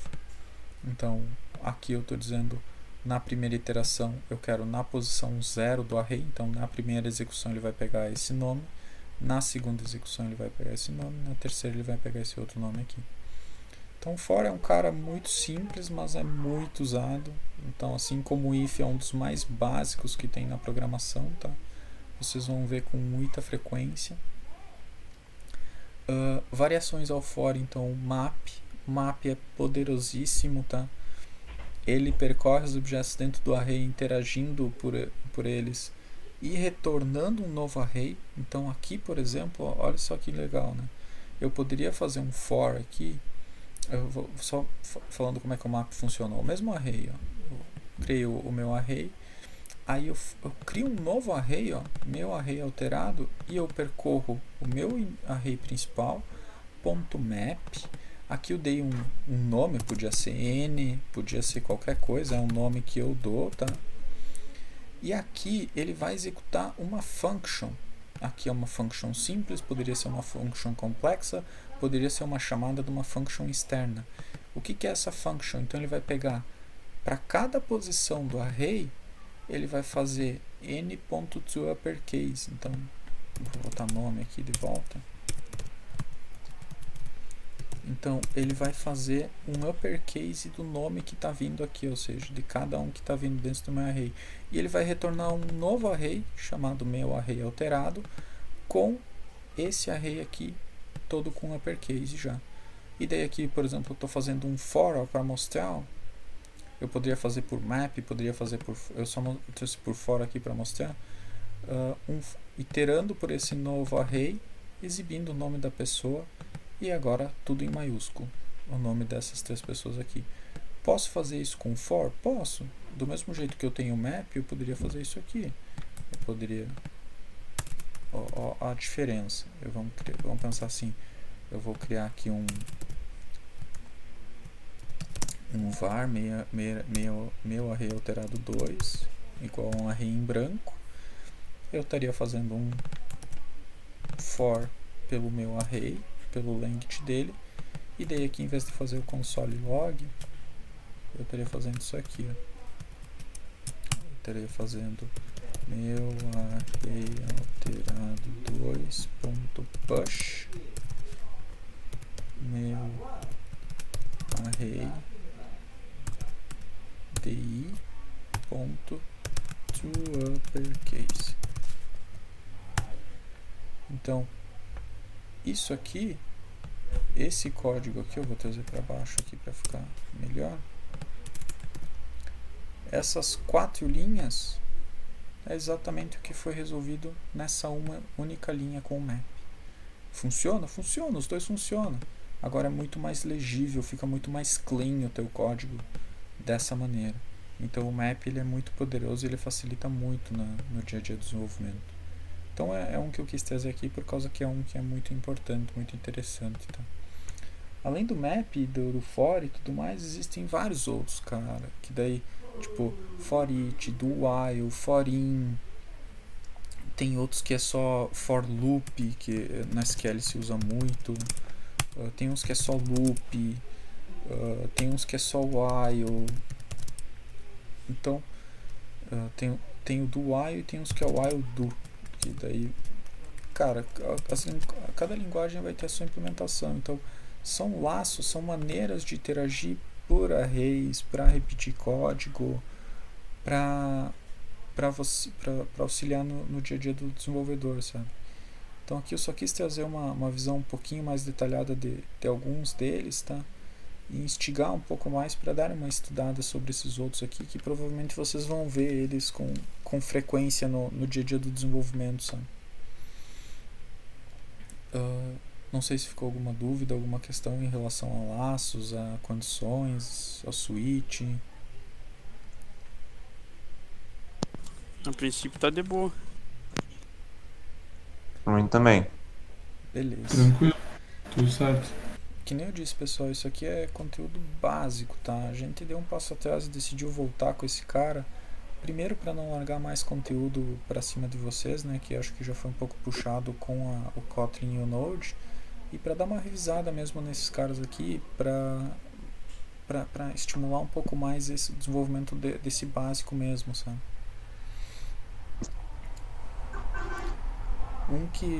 Então, dando sequência aqui, um outro operador que eu trouxe aqui, eu só não botei exemplo aqui ainda, é o igual, o equals, compare to. Então, o que é cada um desses? Então, vou pegar aqui, vou botar um bullet. Se eu botar o igual aqui, isso JavaScript, tá? Qual que é a funcionalidade do igual? O igual, ele serve para atribuir valores a variáveis. Então, em JavaScript, o igual, ele serve para atribuição de valor. Então, o que isso quer dizer? Então, por exemplo, eu vou botar aqui minha var vari igual a 1. Então eu estou atribuindo o valor da direita à variável que está na minha esquerda do meu sinal, certo? Então, já o meu igual, qual que é a funcionalidade dele? É comparar dois valores. Então aqui eu vou comparar dois valores dentro de um if, por exemplo, dentro de uma condição. Então seria, deixa eu botar aqui só um separador aqui. Seria semelhante se eu fizesse isso aqui, ó. If i igual a que seja, faça tal coisa, se não faça tal coisa. Então esse é o objetivo do sinal de igual. E tem um terceiro cara que é esse aqui, igual no JavaScript. O que é esse cara aqui? Ele, além de comparar os dois valores, ele compara para que o tipo seja igual. O tipo da variável tem que ser igual. Então, por exemplo, eu vou estar comparando aqui no meu if, ele vai comparar que o meu i igual a aqui. Nesse caso aqui, vamos supor que eu bote i, uma string com 1, e eu bote a, um number com 1, ele vai me retornar um true, porque o conteúdo do i, por mais que seja uma string, é igual a. Nesse outro de baixo, igual, ele vai me retornar false, porque como meu i está como uma string e meu a está como um number, ele não vai reconhecer em função desse operador que eu estou utilizando. Então daí com isso eu posso tratar essa condição de uma maneira diferente. Então esse é o principal objetivo do igual aqui. Isso no JavaScript, tá? Uma outra coisa que eu trouxe aqui também é a questão do equals. O equals ele é muito utilizado na orientação a objetos, então voltando um pouco para a orientação a objetos, é para comparar objetos. Dentro de cada uma das minhas classes, eu vou definir um método equals para elas. Por default, elas já vêm com a implementação do método equals. Então, eu vou implementar um método equals próprio, ou assumo o default das classes quando eu estiver implementando elas. E quando eu quiser comparar, por exemplo, vamos supor aqui no nosso exemplo aqui, né? Eu quero comparar dois objetos. Vamos supor que eu instanciei objeto aqui. Vou criar um aqui. A partir do... Instanciei dois objetos aqui. Vamos botar... Vamos colocar um círculozinho aqui. Eu instanciei um objeto cliente site, que é o Neymar. E eu instanciei outro, que é o Gilberto. E eu quero comparar se o Neymar é igual ao Gilberto. Eu não vou usar igual para comparar esses dois caras num if, por exemplo. O que essa classe vai ter? Essa classe por default, essa classe pessoa aqui, ela tem um método equals aqui, então além dos métodos aqui, ela vai ter um método equals, certo? Que esse método equals, aqui dentro, ele vai estar implementando. Normalmente, ele vai estar comparando todos, por default, tá? Todos os atributos, todas as características da pessoa que seja igual a outra. Então ele vai retornar aqui if, é um ifzão gigante aqui. Então if id igual a comparador.id end, e assim vai indo. If ele vai botar nome igual a comparador.nome. Então, quando eu for comparar o Neymar com o Gilberto aqui, ele vai disparar esse método equals da classe, que pode ser customizável. Eu posso vir aqui e adicionar um @override nele e eu dizer, não, o meu comparador ele é só por ID, certo? Eu posso implementar um método equals para ele. Então, quando eu quero comparar objetos, eu vou estar utilizando o método equals, comparar dois objetos. Esse é o principal objetivo. No JavaScript, no Node, eu não vi utilizarem esse método, tá? Isso é muito Java, tá? Java, Kotlin. Então, um outro exemplo de Java Kotlin que eu quis trazer aqui também é o compare_to. Eu falei um pouquinho com o Alexandre a respeito disso, principalmente em função do Big Decimal. Então aqui o compare_to, ele é uma função que ele é do Big Decimal. Big Decimal é um tipo de dados no Java para trabalhar com números. E ele é um tipo que ele é muito poderoso. Só que qual que é o problema dele? Tu não compara um Big Decimal com o outro fazendo igual. Então, por exemplo, tu não pode instanciar um objeto Big Decimal aqui, sei lá, 10.0, fazer igual a 11.0, por exemplo. No Big Decimal já existe esse método compare_to para isso. Então, ele vai comparar, por exemplo, 10.0 aqui. Então, ele vai comparar o teu valor dentro do parênteses com o teu Big Decimal aqui da esquerda, que chamou o método compare_to. E daí ele vai te retornar três opções: -1, 0 e 1. Tá? Então, o que é cada um desses? -1 quer dizer que o valor da esquerda ele é menor que o valor que o valor que tu está comparando aqui. Então, quer dizer que ele é lower than. Se ele retornar 0, quer dizer que ele é igual a esse valor. Então, aqui quer dizer que ele é equal ao valor que tem ali. Se ele retornar 1, quer dizer que ele é greater than. Quer dizer que o valor que está aqui dentro ele é maior do que o teu valor que está sendo comparado aqui, que chamou a comparação. Então, esse é um método que é muito importante utilizar ele quando tu estiver comparando dar informações com Big Decimal no Java, tá? Então eu quis trazer aqui só para enfatizar mais esse ponto. E tem N outros, tá? Aqui eu só trouxe alguns detalhes simples das linguagens que nós estamos trabalhando. Cada linguagem tem as suas, cada tipo tem as suas. Eu trouxe só alguns que normalmente tem praticamente todo o dia a dia, que eu acho interessante destacar. Não sei se ficou alguma dúvida em relação a essa questão, algum comentário. Não, ficou bem de boa. Só o Big Decimal que eu achei bem interessante. Eu tive que usar ele ali, fazer uso nos testes automatizados ali. É bem interessante, é muito válido. Sim.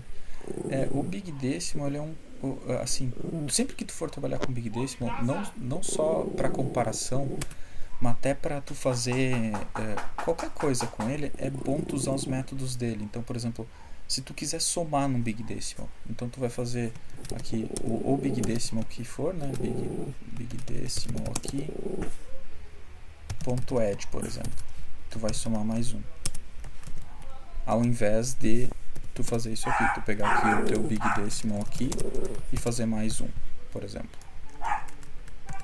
E a mesma coisa para qualquer outra operação com Big Decimal. Então, tem o add, tem o minus, acho que é, não, é subtract, perdão, subtract. O que seria o minus? Porque eu vi que eu podia usar e só que depois eu não consegui mais usar por causa de uma versão lá. Cara, eu não lembro o que é. O que é o Ah, minus. beleza. Não lembro mesmo. De boa. Eu procuro depois. Uhum. Então, sempre que for trabalhar com Big Decimal, é importante trabalhar com os métodos dele para fazer operações, sabe? Às vezes tu vai encontrar um código, cara, tu vai encontrar isso aqui, ó. Vamos supor, vamos pensar que eu tenho um Big Decimal aqui, esse Big Decimal ele vale 1, sabe? Então Big Decimal, vamos botar aqui que é 1, né? E ele tá aqui igual a 1. Cara, isso aqui retorna um falso pra ti. E tu não sabe por que ele retorna um falso. E tipo, tu olha teu código, tu diz ele tá tudo certo. E aí tu fica pensando, pô, mas o que tá acontecendo? Por que não tá funcionando isso aqui? E é puramente por causa desse comparador aqui. Se tu trocar para um compare to, ele vai te retornar o jeito correto. Daí o compare to, por exemplo, tu quer saber se esse Big Decimal é maior que 1, daí tu vai fazer isso aqui dentro do teu if, então tu vai fazer igual a 0, que é o que? É o retorno do teu compare to ser igual a 0. Daí tu executa a tua ação.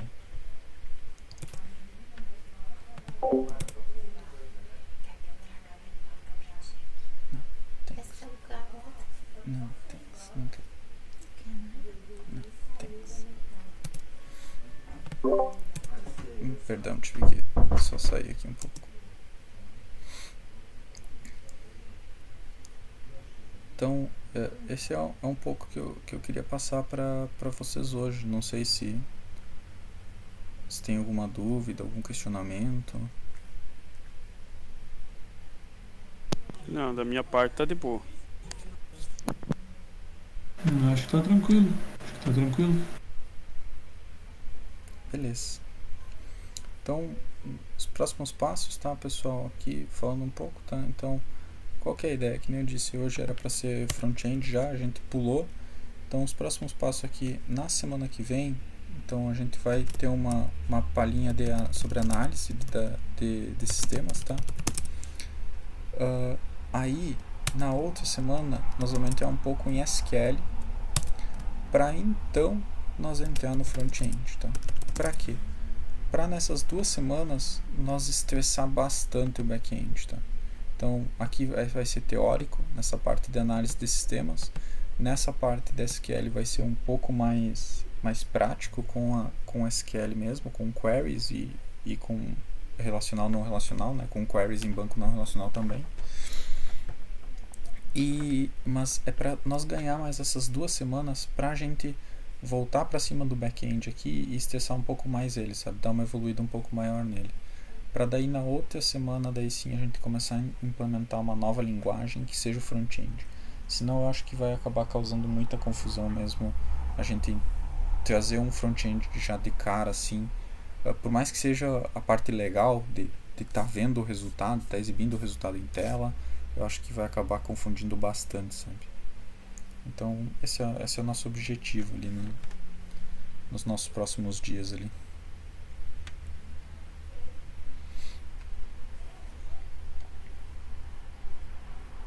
Beleza? Beleza? Show, vai ser massa, vai ser interessante também ver sobre isso aí. Beleza. Era isso então, senhores, de minha parte. Não sei se querem fazer um comentário, alguma coisa. Senão tô encerrando por aqui. Não, acho que vocês terem dado mais estendida no back-end vai nos ajudar, porque tava bem, pelo menos pra mim tava mais abstrato assim ainda. Sim. A gente ficou conversando durante a semana e a gente achou melhor mesmo a gente dar uma estendida um pouco mais pra estressar mais mesmo, pra assimilar um pouco melhor, porque também eu recém larguei aquela API em Node ali pra vocês, daí vocês estão fazendo ainda aquela em Kotlin, aí vocês vão ver que dois mundos diferentes agora, o Validator em Kotlin e o Validator em Node, e mais para assimilar isso mesmo, sabe? Botar os dois para rodar, ver os dois rodando bonitinho, entender como é que está funcionando cada um dos dois, sabe? Assimilar um pouco essa questão da orientação a objetos também, talvez fazer na prática ali um pouco mais essa questão da orientação a objetos. Então a ideia mesmo é aprofundar um pouco mais no back-end, assim, antes de introduzir uma nova linguagem, sabe? Beleza. Valeu, Neymar. Beleza? Obrigado. O Maurício me mandou que ele travou o Discord, ele caiu. Ele disse, mas agora a gente tá Sim, na finaleira, então tá de boa. Estamos acabando. Beleza, senhores. Obrigado aí pelo tempo de vocês e qualquer coisa vamos se falando aí durante a semana.